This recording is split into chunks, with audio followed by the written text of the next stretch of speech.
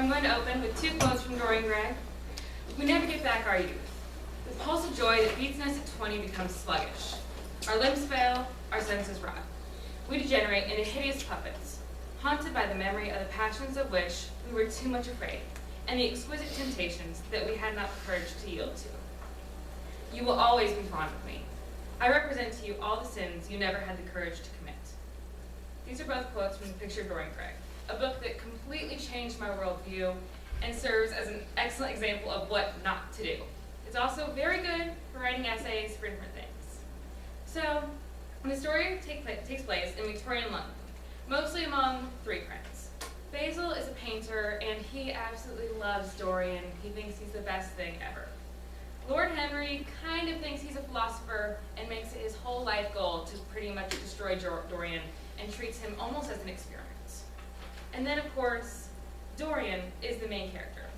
He's introduced to us as a beautiful, beautiful person, and he gets talked to by Lord Henry when he's getting his portrait painted, and he believes that he should kill himself when he gets his first wrinkle because he thinks he'll be worth nothing as soon as he starts to age.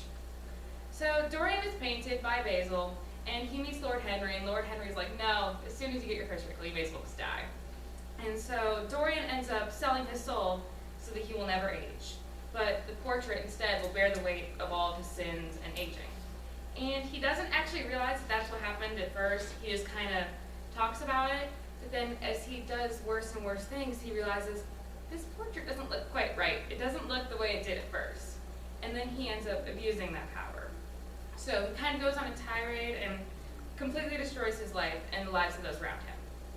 So, of course, it's also a very good book because it has a lot of morality in it to talk about for essays. I've written a 22-page essay on it for Mr. Small, so it's very good if you want to use it for that. And I'm going to close with one more quote from the book, mostly because it was just so hard for me to choose which ones I wanted to use. So this is a quote from Lord Henry. Conscience and cowardice are really the same things, Basil. Conscience is a trade name of the firm. That is all. The Picture of Dorian Gray stands as a warning to us all, and the book is just an absolutely wild ride. Thank you.